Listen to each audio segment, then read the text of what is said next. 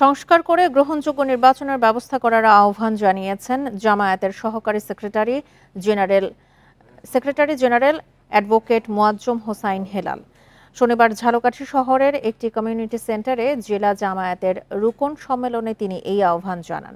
বলেন, ছাত্র জনতার গণ অভ্যুত্থানের মধ্য দিয়ে বর্তমান সরকার এসেছে। তাদের আগে রাষ্ট্রের গ্রহণযোগ্য সংস্কার করতে হবে, তারপরে গ্রহণযোগ্য নির্বাচন দিতে হবে। জামায়াতকে কেন্দ্র করে জনসাধারণ বিকল্প চিন্তা করছে, এমন দাবি জানান মোয়াজ্জম হোসাইন হেলাল।